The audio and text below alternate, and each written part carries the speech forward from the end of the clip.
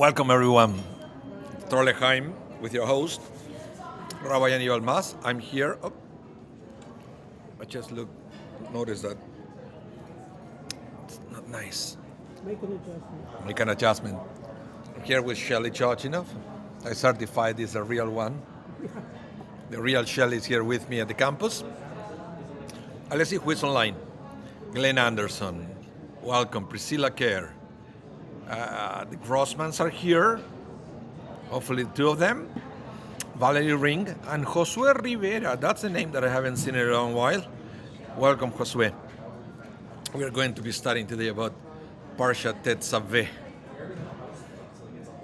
Lots of things going on in this Parsha. And it's interesting because even though it's from the book of Exodus, it reads like Leviticus. A lot of things about the Mishkan. Oh, yes. About the tabernacle. This is something that we are going to read also with more detail later on when we move into the book of Leviticus. And we'll read about everything that the priests have to do with whatever is going to be built in this parsha. And what I want to say is we just had a bat mitzvah on Monday. Oh, wonderful. It was a long.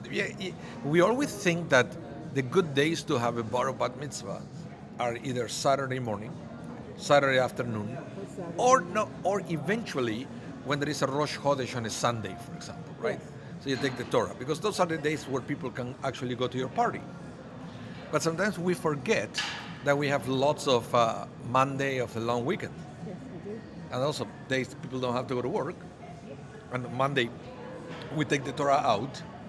So this family saw the opportunity and we had a bat mitzvah on a Monday of the long weekend. For all of you who are not living in Canada, you may be wondering what kind of long weekend we had, because I don't think there is anything like that in the States, right, for last Monday?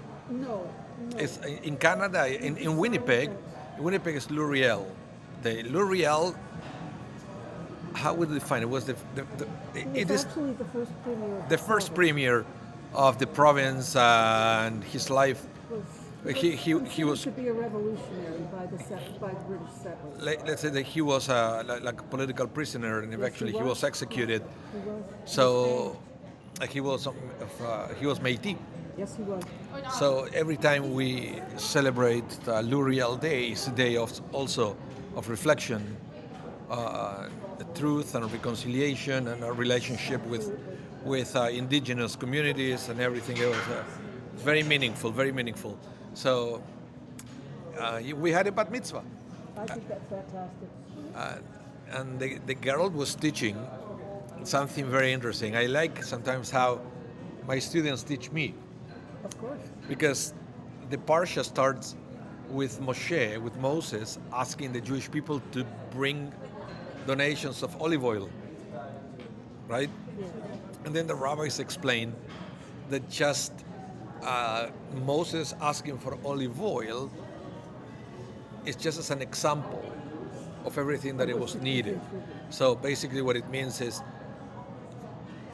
if you knew how to make olive oil, please donate. But if you had any other trade or any other skill or any other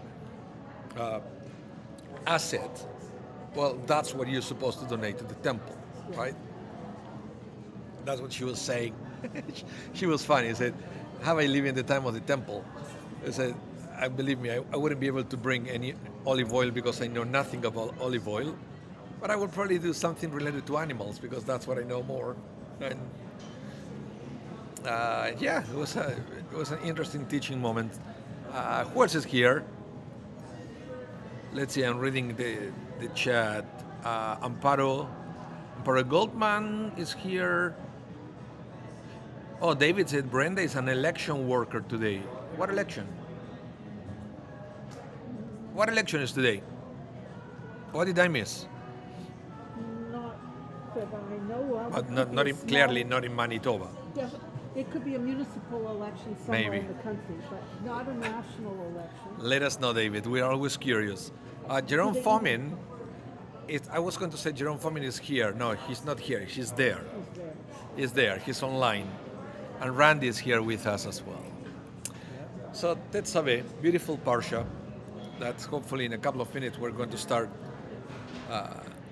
unlocking and to discover things, about it. And also this year is funny because sometimes we read it before Purim, but Purim is delayed. Because we have Adar too. We have two Adar, 2 months of Adar. So you guys will have to wait for my yearly class about Purim. It's not going to be today. I have to wait. Okay, David says, we have primaries in Texas through early March. Oh. It's election season in the United States. Ah, wherever yeah. you go. I get, yeah.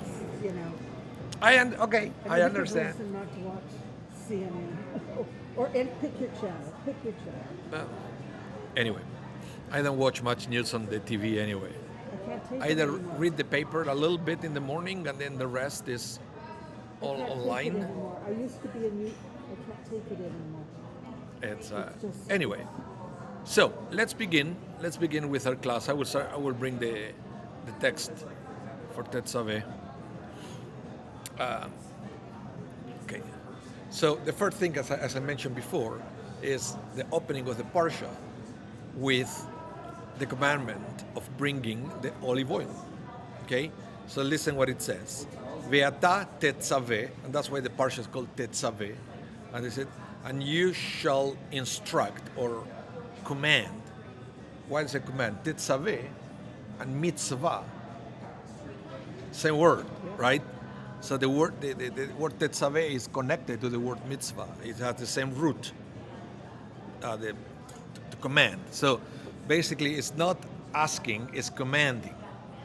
So it said, God is telling Moses, "You shall command the Israelites to bring you clear oil of crushed olives for lighting, for the eternal lamp."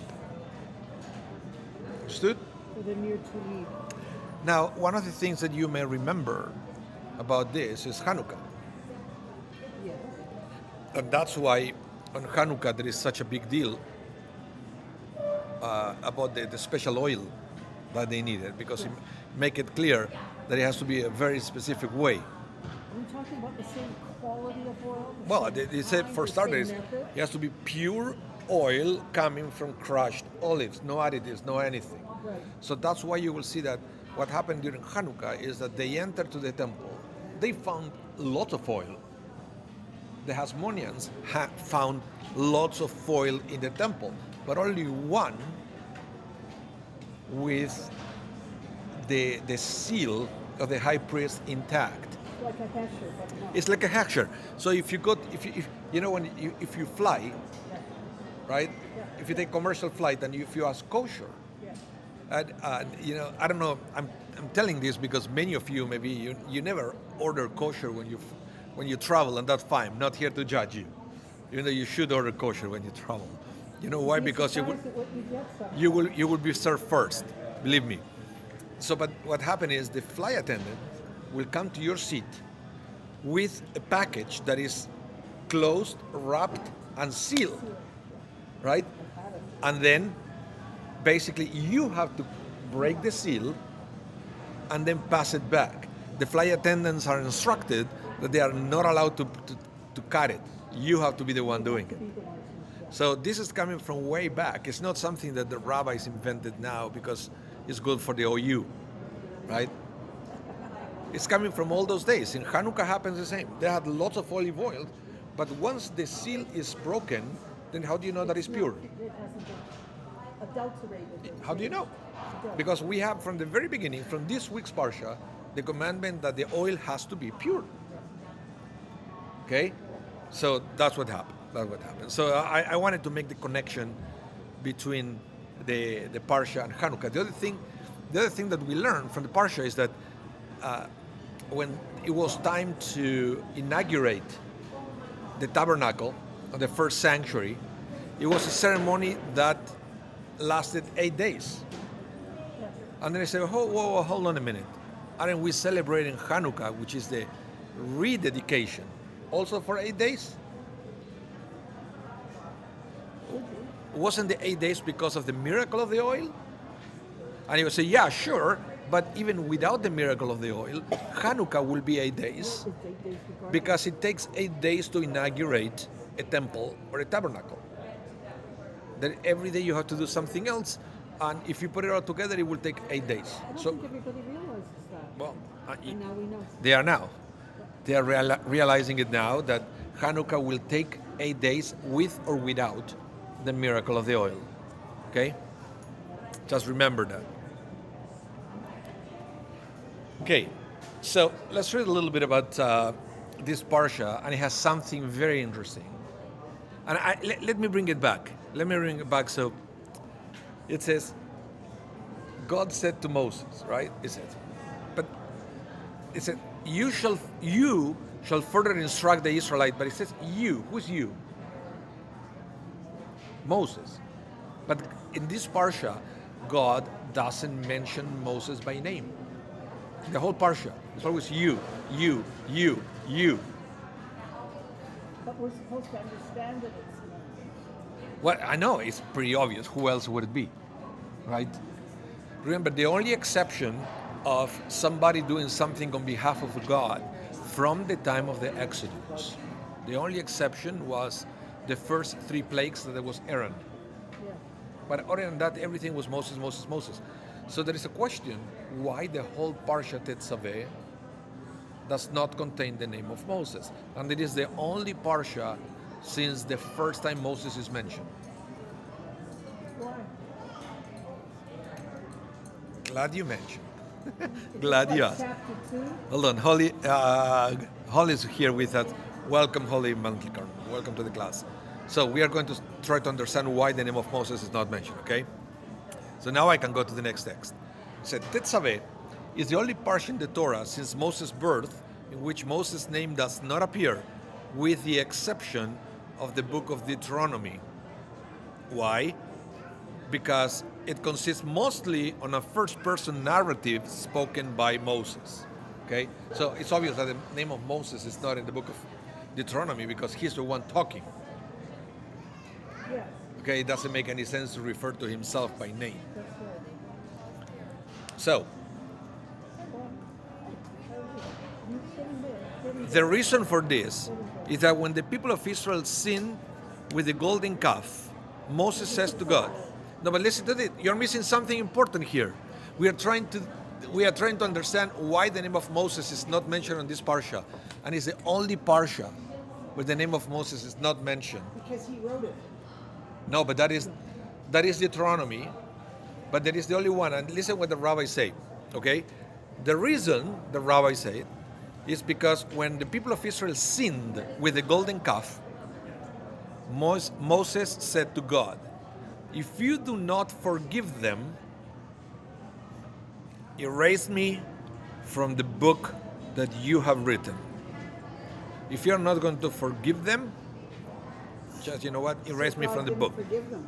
Listen to this, because this is when it starts getting fascinating. Okay?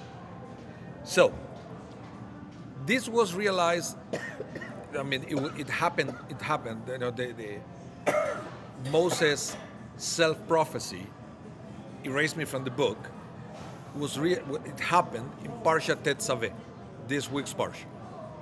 Okay? Now, listen to this. The rabbi said, since the censor of a righteous person, even if made conditional on an unfulfilled stipulation, always has some effect. So in other words, be careful what you say. Because what you say, you're attracting it to your life. Once the words are out, once the words leave your mouth, Yes. leave your thought, leave your mouth, and they're out, they have an effect. Well, we believe that words created the world. Right. God said, let it be light. And light was created. God said, right? Words have power. So he said, be careful what you say, because even if what you say never come to happen in the totality, there is always something that you're attracting to your life. Now, but this is when it starts getting more interesting. Because if you go to the Hebrew, to the way Moses said, erase me from your book, start getting very freaky. Let me read it for you. So I'm going now to Exodus 32:32. This is when Moses said, erase me. In Hebrew it said, Ve'ata, im tisa chatatam, ve'im ein mechinena misifrecha asher katavta. Okay? Mechina misifrecha. Erase me. Mechi. You know, in Hebrew, the eraser is called machak. Machak, mchok, means to erase. Mechini na, me, erase me, misifrecha. No, it's sifrecha, sefer. When you add the cha at the end, it's yours. Sifrecha, your book. How do you say your house? Beitecha. Beitecha, your house. Right? And so forth. That's the way we build the Hebrew language. So here Moses said, if you don't forgive them, erase me from your book. Sifrecha. But now, if you concentrate on the word sifrecha, could also be, like, you know, the Torah doesn't have vowels, right? Yeah, we know that. It was added by the rabbis after. Oh yeah, you read Bonnie. We read that book. So sifrecha, if you don't have any vowels, could also be read as sefer ha. Sefer plus the letter chaf. Hold it there. Just trying to follow me, okay? Why is this so important? Because we know that in Hebrew, every letter has a numerical value. For example, Aleph is 1. Bet is so forth, right? Chaf is 20. So in other words, if you take this expression from a numerological point of view, Moses is telling God, if you are not going to forgive them, erase me from the 20th Sefer number 20, okay? And then, interesting thing is, if you go to the list of all the parshiot, which parsha is the parsha number 20? Tetzaveh. Tetzaveh. You see, this is when it started. Okay. You have to believe, or I don't know. I thought it was fast. You gotta like it. Yeah. So it's almost like it says, if you are not going to forgive them, erase me from Tetzaveh. And he was erased from Tetzaveh, even though God forgave them. God forgave them, but Moses' name is not mentioned, not even once, in Parshat Tetzaveh, and is the only exception in all the books from Exodus to the end of the book of Numbers. Okay? So I thought it was I love it. like something. I love it. Now, it's not that, and this is the funny thing, it's not that Moses is not there. It's just not talked about. Just the name is not there. And this is why, again, it's getting even more freaky. Because this year is a leap year. So Purim is later. But in a normal year, this is before Purim. What is the book of Purim? Esther. And who is missing in the book of Esther? God is not mentioned in the book of Esther. It's not that it's not there, it's not mentioned. So there is another connection between the Parsha and the book of Esther. Like many other connections between the Torah and the book of Esther that sometimes we don't talk about, because we don't spend enough time talking about the book of Esther as a mystical book, as a Kabbalistic book. That's right. It's sort of like almost a comedy story. I mean, I know it's not funny. The book of Esther, to me, is the most down to earth. No, not down to earth. Sorry. Let me rephrase. The book of Esther is the closest thing to our existence. Because if you go, you read the Torah, all the parshiot that we are reading right now, right? The people of Israel left Egypt after 10 plagues. Then the Red Sea opened for them. We don't experience life like that. God spoke of the revelation, and everybody was able to listen to the voice of God, to the point that they said that they were able to see the voice of God, whatever that means. That's not the way we experience life. What is the way we experience life? The way we experience life is more like Esther or like the Torah. It's more like Esther, where God is there, but it's not mentioned. It's not explicit, but it's implied, right? So that's why, to me, the book of Esther is underrated, because we miss a huge opportunity to read a book that reflects the way we experience life. And it has so many hidden messages, the same way that basically is a hint that we should explore the hidden messages in our lives. Then you miss the point. Good triumphing over evil. At the end, nobody saw that coming, right?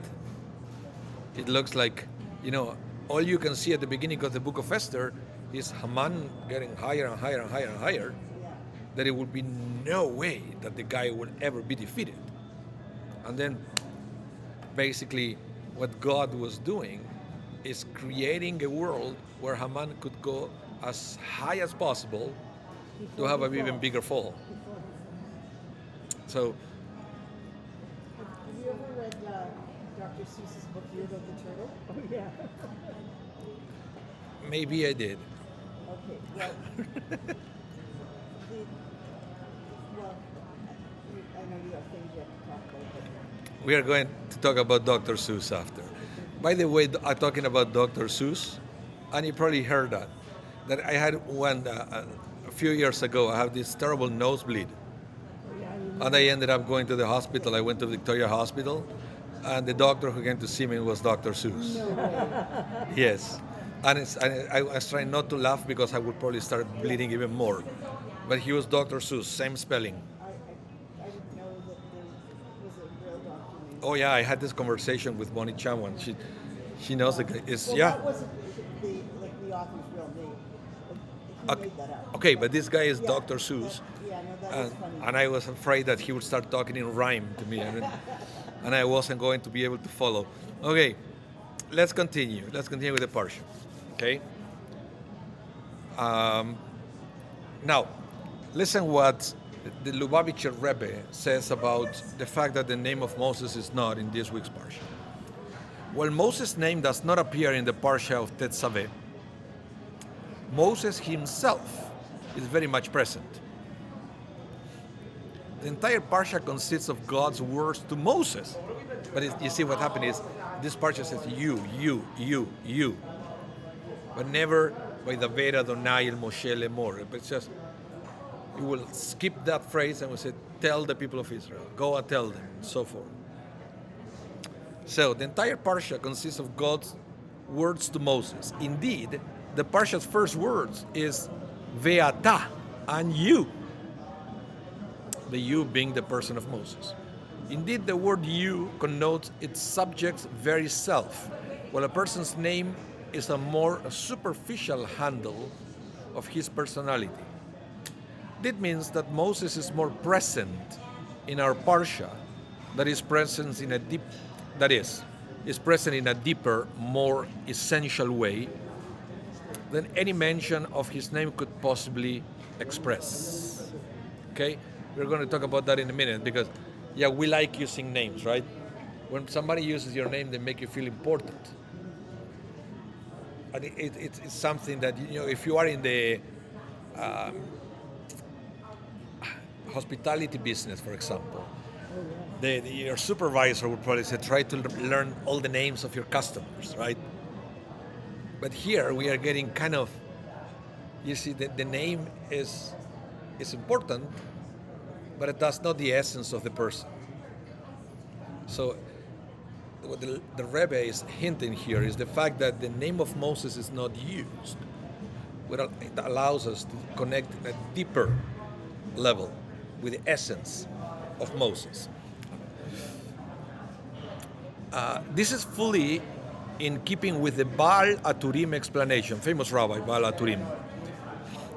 Because Moses was prepared to forgo mention of his name in the Torah for the sake of his people, he merited that his quintessential self, the level of self that cannot be captured by any name or designation, be eternalized by the Torah. It is this level of Moses' self that is expressed by his nameless presence in the Parsha of Tetzaveh. Now, I don't know if you remember when God reveals to Moses, and Moses said, "What's your name?" Remember? Well, actually, I wasn't there, but I remember the story. Oh, you were okay. You weren't there. We were all there. We were, but we were wrong. We were, but we weren't. Okay. Moses said, "What's your name?" And what is God's answer? What is it? I don't know. Why do you need to know my name? Who I am. Oh, but that's after. That's after. I said, "Why do you need my name?" Right? Because he said, as soon as you put a name to God, you're limiting God. And that's, you will see that the rabbis explain that every name we use for God represents Another aspect. Another aspect just of God. a tiny aspect, right? When you use the word Adonai, Yud Hei Vav Hei, you're referring to the personal connection with God. When you're using the word Elohim, you're talking more about macro manager God. Well, yeah, because it's plural. But it's the word, the God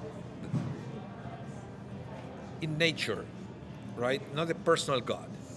So every name of God refers to a different aspect. So to really relate to the true essence of God, then you don't have to use any name. Because as soon as you use a name, you're limiting Well, is the it being. how you think about it, how you look at it, or with the name of God? With every person, Whatever you call him, Hashem. Hashem, but as soon as you put a label, a name, you're limiting. Well, Hashem just means the name. Huh? Hashem just means the name. So I know. we have to, it's very difficult in this world to relate to God or to anybody without putting labels, because we need labels to imagine something. We learn by visualizing. Well, and you have to fit something new into your world as you know it. So in order to fit it in, you have to know what it's called. We don't deal in concepts anymore. We So, deal in I think it's defined aspects. I think it's fascinating how, yeah, all the thing with the names. I don't know if you realize that. Shakespeare said, "What's in your name?" It's and even when you're in a social thing, you know, when you go to the restaurant, they say, yeah, learn all the customers' names. That name is a customer. That's all you need to know. The name as a customer. They stick your name on a piece Right? of paper. That's Because, their stamp. and that is the difference. This is what you have to understand that is happening in life. You have to learn to distinguish between what you are and who you are. Okay? Names, titles, like your address, your insurance number, you know, your telephone number, your zip code, whatever. That is what you are, but it's not who you are. Most people don't know who they are. They know what they are. They know their name. They know the phone number. They know the passport number. Or what your job title is. Yeah, in Hebrew it's interesting because it's ma versus me. Ma is what you are. Me is who you are. And sometimes it's even you have to go even higher. That to discover who you are, you have to understand whose you are. That we are children of God, right? And then your soul never changes. Doesn't matter what you do. That's what we always say, you know, when you call somebody, he's a drug addict. It's not a drug addict. It does drugs, Yeah. but that's not That who doesn't define they him. are. That's not who he is. Yeah. So sometimes, It's like people used to call it children with autism. They would say they're autistic, which is less accurate than saying they have autism. yeah, it's like many other things that you may do or may have, but it's not who you are. Yeah. And of course, it's not whose you are. That never changes. Yeah. The love that God feels for us never changes. It still happens. But it's difficult. Sometimes we forget all the things. But there are many things that they are related to our identity, right? Especially as Jews, that we forget. And that is directly connected to who we are. You know what? I have had several occasions when I felt God has actively abandoned me. Like, where is he? Why do I have to go through this and go through that? Where is he supposed to be helping me? So where is he? He's in here somewhere, but I sometimes felt abandoned. Did you complain to God? Do I pray to God? No, do you complain? Oh, do I come? If you feel abandoned by God, no, let me explain this. If you feel abandoned by God, do you complain? Yeah. That's what God wants. So I say, why me? That's- And then you know what he says? What? Why not me? Well, you're lucky that God answered to you. But to me, what happened is, God doesn't care of us complaining. You know, I've heard this before, when people go through a loss or something difficult, and they said, "Why God? Why?" Right? Yeah. And then you will, Why are you doing you this will to always me? you will always have somebody who will come to you and said, "Oh, you shouldn't do that to God. You are no one, right, to complain to God. God knows what He's doing, so you shouldn't do that." The Jewish approach is all the opposite, because you are opening a door for God to establish a relationship with you. If you cannot complain to your best friend, You have every right to complain. absolutely, Every because I know I'm trying. I'm when I'm describing God like this, sometimes I'm afraid that I'm describing God too much like a person, right? But you're starting the conversation. But you have to treat God like your friend, and God is. You bring joy to God when you complain, because you remember that God is there. And sometimes, and I always told, I will repeat it. This is a story that I always tell. Okay, the person who is stuck on a balcony, okay, and is calling people on the street that nobody look up to help. Then eventually, when he said, "Okay, I'm gonna do something," he said he throws $20, right? And then he said, if the pedestrian sees a bill coming from up above, it will look up, because money doesn't come from heaven, right? So, and then the pedestrian would just pick it up without thinking, put it in the pocket, keep walking, and then try another $20. The same. So eventually, the pedestrian was coming again. This came from a balcony, took a planter and threw it down over the head. And then the guy, with the pain that he had, he looks up. Hi. Excuse me, it's my cousin. Oh, okay. Mwah. And we go way back. We do, Hey? Okay. even further than that. Our Babas were sisters. Oh, Okay, I'm sorry. I okay. just That's couldn't okay. You're resist all that. you're live. We are online. Oh. Okay. So we're talking about okay, so we dropped falling the on Drop the head. planter, Yeah. Yeah. and the guy looks up finally, Yeah. and he said, "Why would you do that?" And the guy said, now you know that I hear. I tried calling you, nothing. I tried with money, with blessings, nothing. And now that you feel the pain, you finally realize I'm here. But that's okay. That's okay. I wish you will, look up when things were going well. So the planter, there was no need for the planter to fall into your head. Yeah.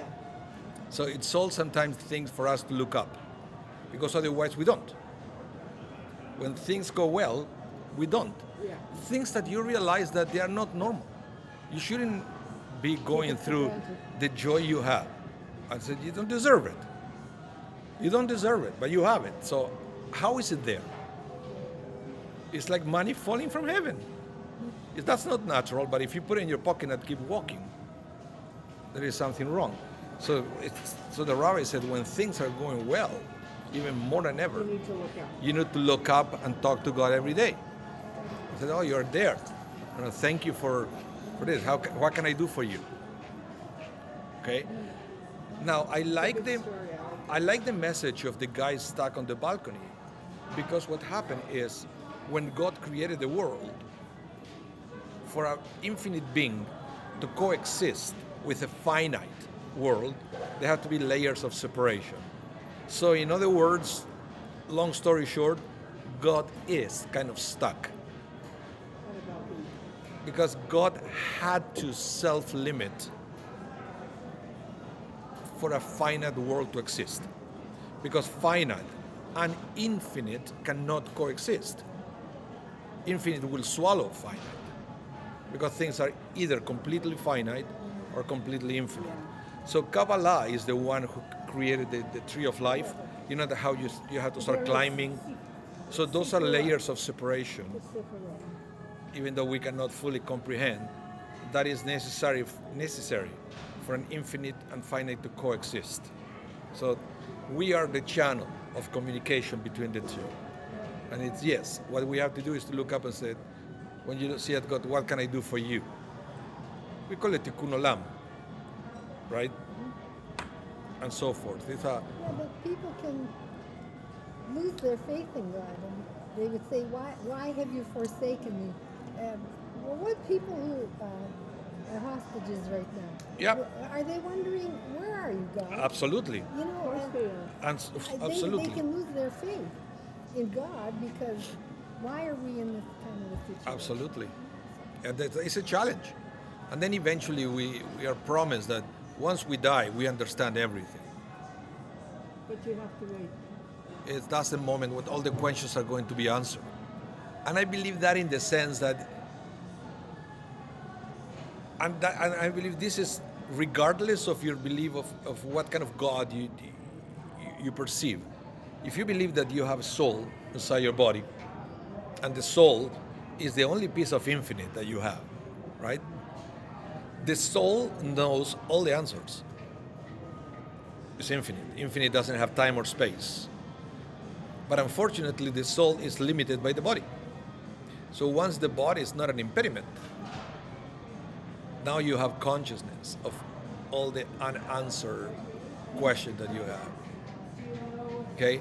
And the soul can travel. Which, and this is the scary part, which for some people is part of the punishment after we died, when you realize in an instant Excuse me. everything that you should know, right? Because what if one day you discover everything that you should have done and you didn't, and then one day, and then it comes all in one instant to you. How would you feel? And there is nothing you can do now. It's too late. Because the difference between a soul and a body is that the body doesn't have this infinite consciousness, but the body can do. The soul has the infinite consciousness, but the soul cannot do. A soul cannot. Listen, this is practical. This is practical halakha. They need Okay, each other. practical halakha. The Tanakh says, "Lo hameitim yehallelujah." The dead cannot praise God. Okay, in the sense that the dead cannot fulfill mitzvot. Here, take a little bit of money, get a talit or tefillin, you can put it on, fulfill a mitzvah. Once you're a soul, you cannot do that. Doesn't matter how much you want to do it now, because you understand how important it was, and you will realize all the missed opportunities. Okay, practical halakha. When you go to the cemetery, there are certain things that you're not allowed to do.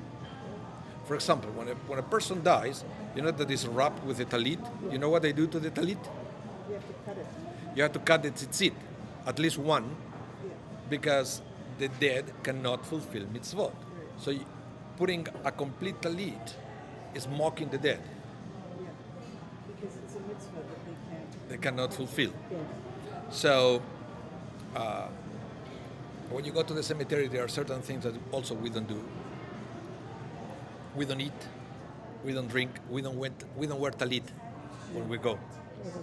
That would be mocking the dead. So that is practical halacha. you're not, like, even if you're going to, like, to visit a grave, you're not supposed to be drinking anything? No, No. or smoking. No. Yeah, taking coffee there. You have to repent. Leave it in the car. When I go to the cemetery, as soon as I enter with the car, shut the radio, and I physically lock this just in case. Because sometimes you don't think about it, right? And you don't eat.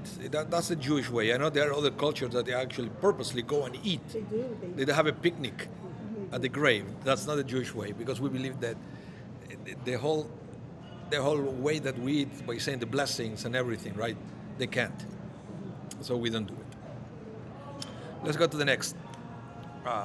By the way, guys at home, if you have any comment, use the chat. It's very quiet.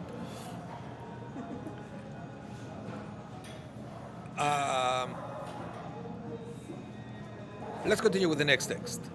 Okay? I will bring it back. You shall further instruct the Israelite to bring you clear oil, crushed olive for lighting, for the eternal light. Aaron and his sons shall set them up in the tent of meeting, outside the curtain which is over the ark of the covenant, to burn from evening to morning before the Lord. It shall be a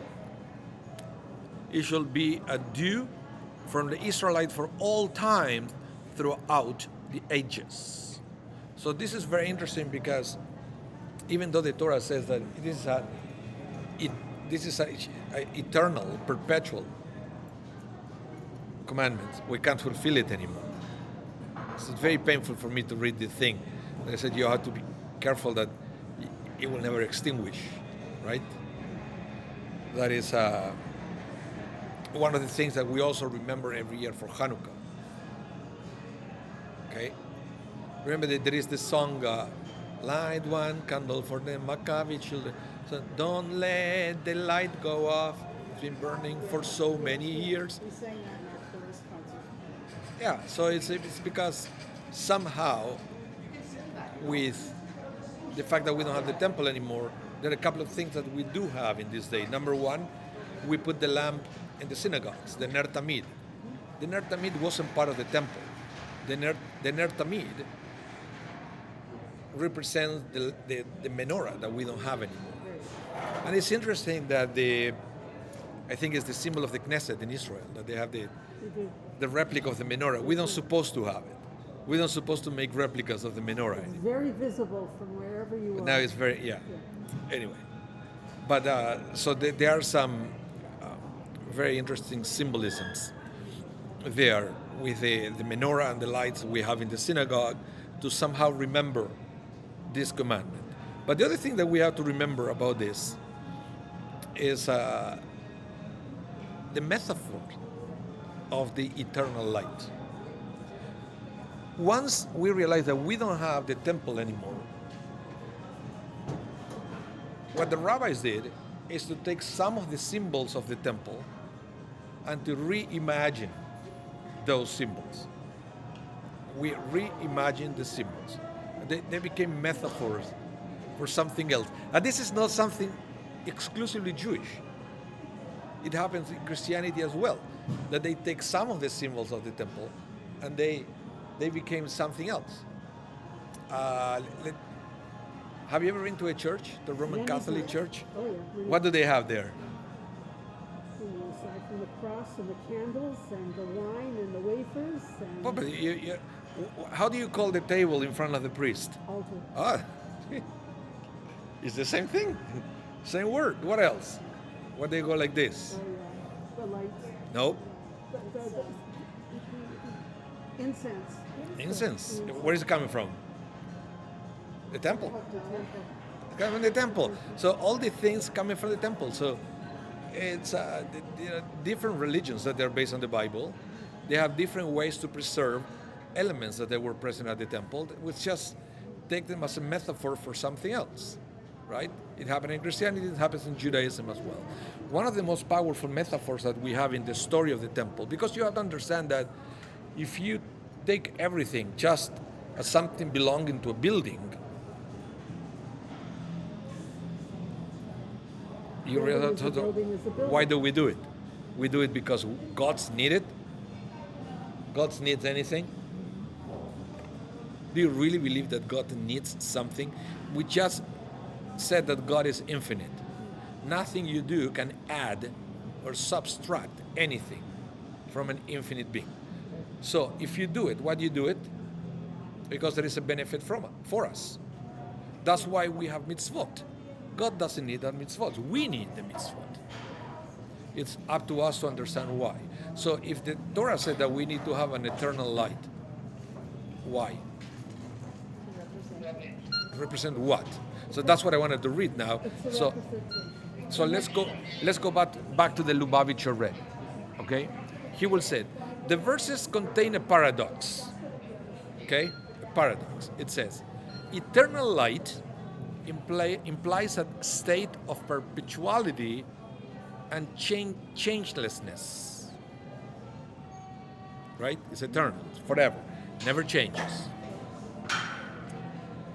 But then he says you have to do it from evening to morning. Implies fluctuating conditions of lesser and greater luminance. Right? Because it says it goes from evening, it's dark, to morning, light. This is what happened when you were trying not to read the Torah as a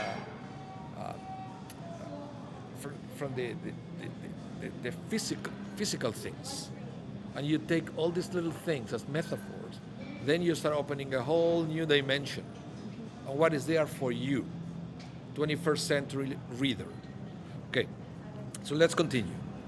It says, for such is our mission in life. Okay?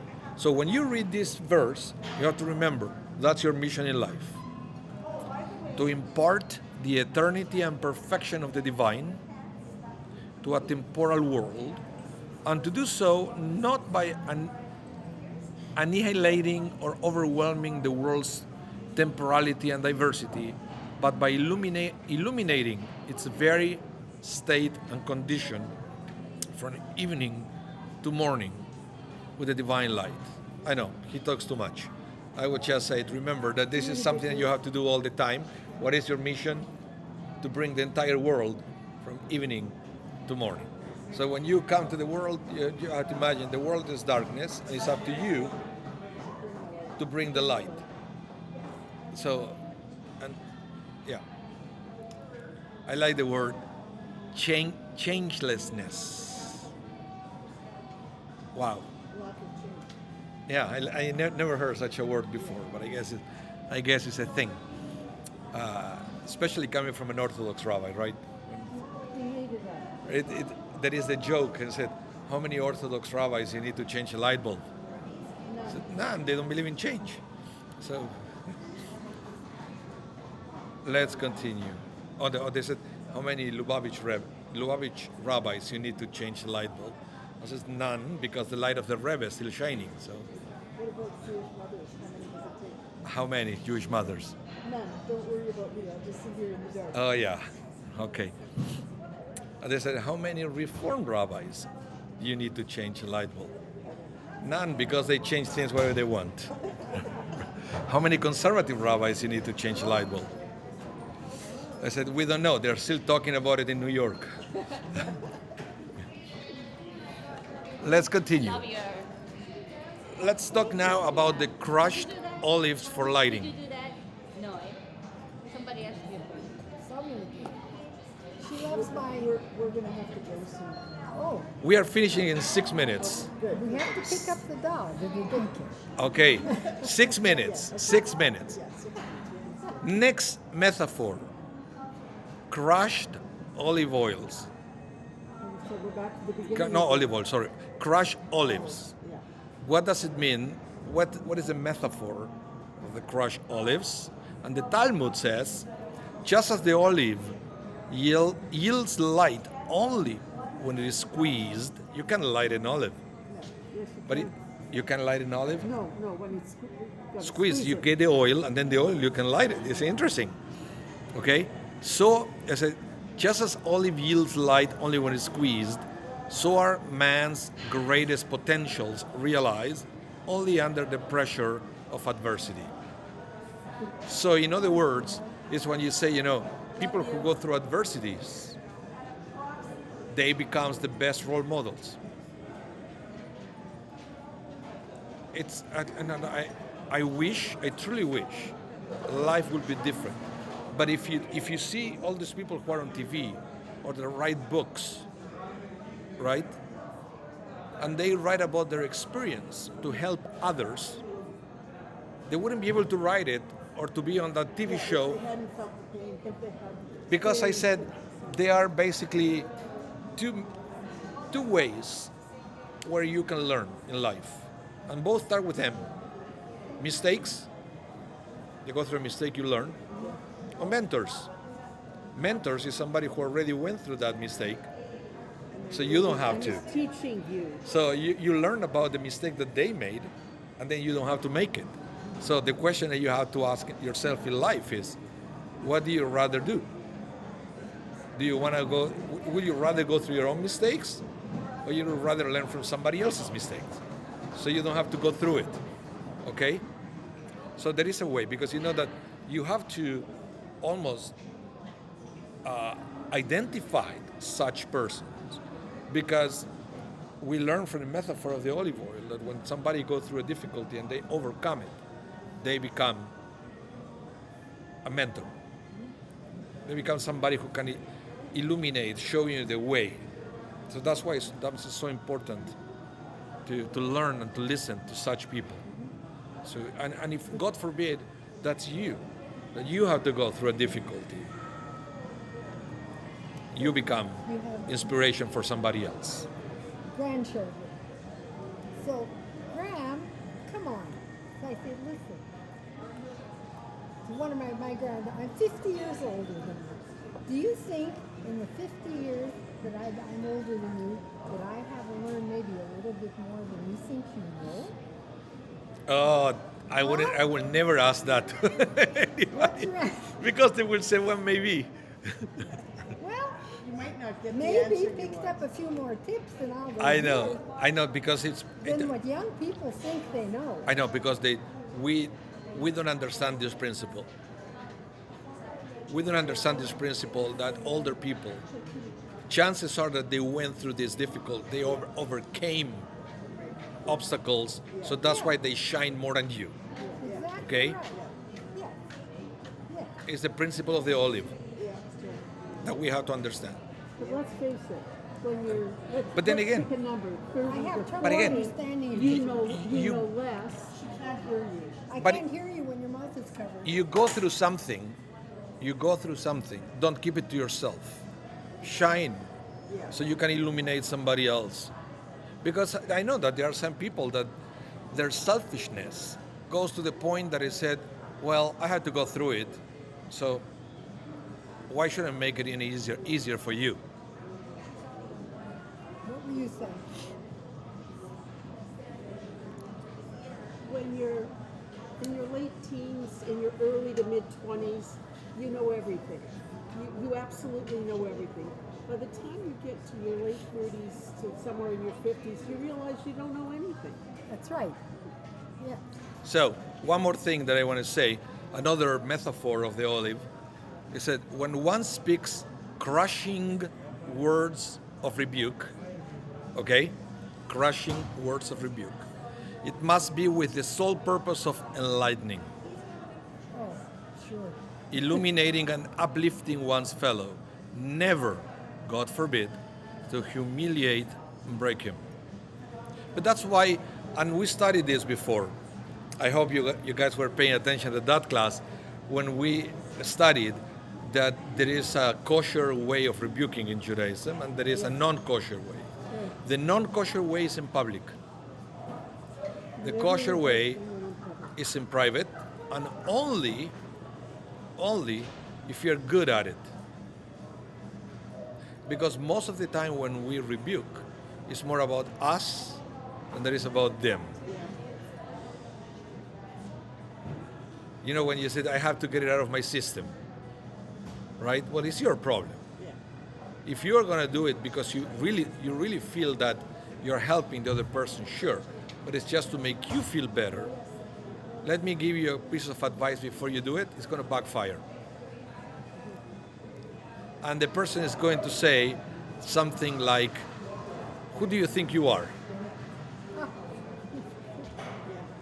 You know what? Bottom line, people have to watch what comes out of their mouth. Yes, Before especially it's if too you, late. especially if you ate tuna before. I didn't get that. But Especially if you ate tuna before. yeah, you're not. Yeah. Yeah. Bottom line. Okay, everyone. Thank you so much for coming out, for tuning in to this class. Thank you for coming. You see, where is it? You see, Jerome, where you missed for not being in person today.